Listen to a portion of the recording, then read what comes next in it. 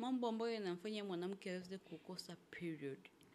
Jambo la kwanza ni hormone imbalance. Mwanamke ambaye ana changamoto ya mvurugiko ya hormone lazima aweze kumiss period au kuover period. Lakini pia jambo la pili ni mwanamke ambaye ana changamoto ya uzito mkubwa. Huyu mwanamke lazima ataweza kukosa period. Hizo ni miezi miwili, mwezi mmoja, hata miezi 6 kutokana na uzito wake kuwa mkubwa. Jambo la tatu ni mwanamke ambaye ana changamoto za stress. Stress mara kwa mara huwa inapelekea mwanamke kuweza kumiss period. Jambo la 4 ni mwanamke ambaye ni mjamzito. Huyu ni lazima akose period kutokana na ameweza kushika ujauzito. Lakini jambo la 5 ni menopause. Mwanamke ambaye amefikia katika miaka 45 na kuendelea, mara nyingi sana huwa anafikia katika hali ya ukomo wa hedhi, na ndio maana anakuwa hawezi kupata kabisa period.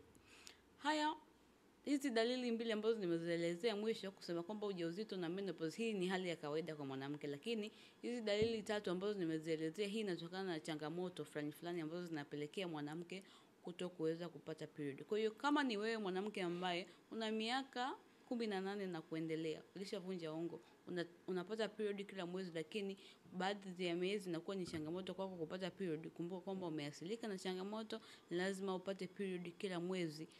Na unatakiwa kutibia changamoto yako na kurejea katika hali bora ya kiafya. Kumbuka kwamba period yako ndiyo ina dedicate uzao wako.